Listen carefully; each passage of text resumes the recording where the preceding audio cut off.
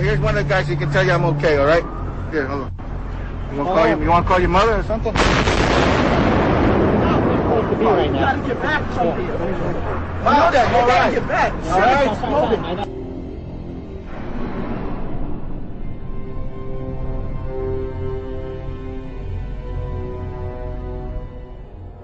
We've heard reports of secondary explosions after the aircraft impacted, whether in fact there wasn't something else at the base of the towers that in fact were the coup de grace to bring them to the ground.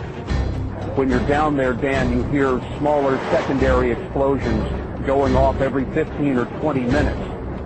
And so it is an extremely dangerous place to be. And I'm surrounded by firefighters who are just watching helplessly. They've had to suspend their rescue operation, and they're just watching a burning hulk of building right now. The front part of the World Trade Center has completely sheared off, as well as many of the upper floors. And every few minutes you'll hear like a small sort of a rumbling sound, almost like an explosion sound, and another chunk of it will come flying down into the street. Rick Sanchez has been there throughout this morning for us. Rick, tell us where you are and what the latest is. Well, I'm in that area, if you're familiar with this area, of where West Broadway and Hudson come together, right at Chambers. That would put us about a block and a half away from the site of where the explosion was. That area has just been evacuated because police have found what they describe as a suspicious device, and they fear that it might be something that could lead to another explosion. Obviously, there's a real sense of caution here on the part of police. I spoke with some police officials moments ago, Chris, and they told me that they have reason to believe that one of the explosions at the World Trade Center, aside from the ones that may have been caused by the impact of the plane with the building, may have been caused by a van that was parked in the building that may have had some type of explosive device in it. So their fear is that there may have been explosive devices planted either in the building or in the adjacent area, and that's why they're being so cautious. We heard another explosion, and I'm assuming that's the one that came from the lower level, since there were two. And right, because it was like 18 minutes apart. Well, this is the first explosion, and there was a second explosion in the same building. There were two explosions. Okay. Federal agencies that were down there do believe that there was some sort of explosive device somewhere else besides the planes hitting. NBC's Pat Dawson is close to the scene of that attack. Pat? Just moments ago, I spoke to the Chief of Safety for the New York City Fire Department. The Chief, Albert Turry, he received word of the possibility of a secondary device, that is another bomb going off. He tried to get his men out as quickly as he could, but he said that there was another explosion which took place. And then an hour after the first hit here, with the first crash that took place, he said, there was another explosion that took place in one of the towers here. He thinks that there were actually devices that were planted in the building. The second device, he speculates, was probably planted in the building. First one and then the other, some say after secondary explosions. We understand now there has been a secondary explosion on Tower 2. If you wish to bring anybody who's ever watched a building being demolished on purpose knows that if you're going to do this, you have to get at the under infrastructure of a building and bring it down.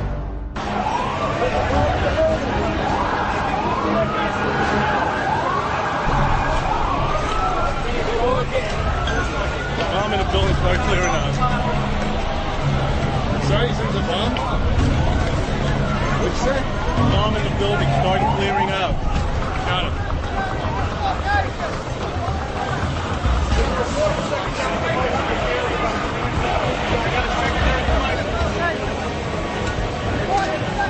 So tell me how you're feeling. How did you get there? What happened to you? I worked for the Trade Center. I'm one of the carpenters, and I was going to go do a job. And I got on the elevator, and the freight elevator, and I heard the first explosion, and the elevator blew up, the doors blew up, and it dropped, and I was lucky that the elevator got caught between two floors. Which floors? The B levels, the basement levels, with all the all the mechanics on. There was another big explosion in the other tower. Flames coming out in this billowing grey smoke. People still not panicking. People not quite understanding understanding what was going on.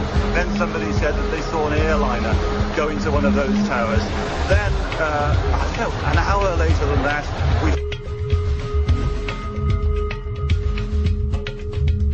had that big explosion from much, much lower. I don't know what on earth caused that.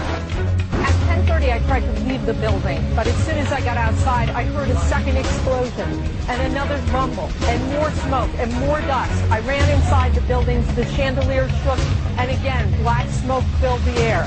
Within another 5 minutes, we were covered again with more silt and more dust. And then a fire marshal came in and said we had to leave because if there was a third explosion, this building might not last. As we were getting our gear on and making our way to the stairway, there was a heavy-duty explosion. Some of the people out, then there's those secondary explosions, and then subsequent collapses. I don't know how many people were there. I know there was a lot of firefighters. New York's bravest never had a chance. We really never even got that close to the building. The explosion blew and it knocked everybody over.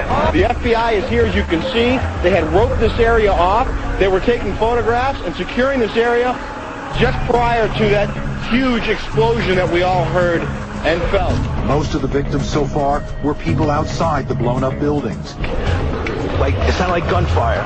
You know, bang, bang, bang, bang, bang, and then all of a sudden, 3 big explosions. To me, it sounded like an explosion. Then the building, the rolling sound sounded like the building collapsed. The floors collapsed down. I saw it blow, and then ran like hell. Thank God. I'm 69, but I can still run. It just went ba-boom. It was like a bomb went off.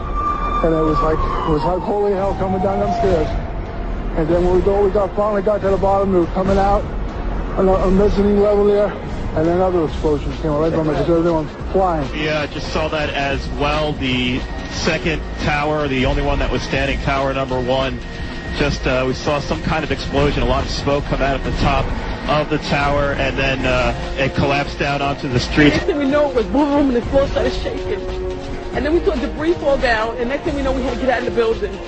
We stuck on the stairs for a while. We finally got down to the lobby. Then we get to the lobby, it was big. Well, me and Mr. Hess, the corporation counsel, were on the 23rd floor. I told him we got to get out of here. We started walking down the stairs. We made it to the 8th floor. Big explosion. Blew us back into the 8th floor. I was making my way to the foot of the World Trade Center. Suddenly, while talking to an officer who was questioning me about my press credentials, we heard a very loud blast, an explosion. We looked up, and the building literally began to collapse. Rose Harsey, one of our CNN producers, is on the phone. Rose, what do you got? I'm about a block away, and there were several people that were hanging out the windows right below where the plane crashed, when suddenly you saw the top of the building start to shake, and people began leaping from the windows in the north side of the building. You saw 2 people at first plummet, and then a third one, and then the entire top of the building just blew up, and splinters of debris are falling on the street. When I tried to save people, the moment we heard a big explosion coming down, everything just went black. Everything came down, glass started popping. People got hurt, stuff went on top of them, and it was a big explosion. Everything got dark, real dark, like snow. You can see behind me, oh, this is not snow, this is all from the building. It was a terrible nightmare. Because I was down in the basement, all of a sudden we heard a loud bang, and the elevator doors blew open. Some guy was burnt up, so I dragged him out. His skin was all hanging off. The streets of the financial district covered with debris, in some cases ankle deep. Cars on fire, cars just turned by the force of the explosions. It was like something no one had ever seen. This huge, incredible force of wind and debris actually came up the stairs, knocked my helmet off, knocked me to the ground. I was about 5 blocks away when I heard explosions, 3 thuds, and turned around to see the building we just got out of. Antenna tip over and fall in on itself. We started floor by floor, started popping out. It had detonated. Yeah, detonated. Yeah. Take down a building. I go downstairs, the foreman tells me to go to remove the containers. As I'm walking by the main freight car of the building, in the corridor, that's when I got blown.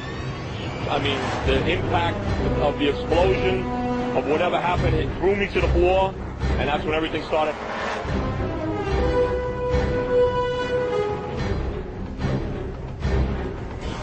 This was clearly, the way the structure is collapsing, this was the result of something that was planned. This is not, it's not accidental.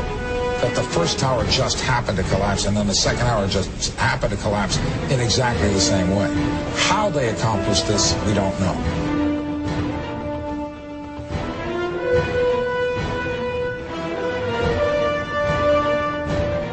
I tell you what, a person who believes that this wasn't set up by our own government is an idiot.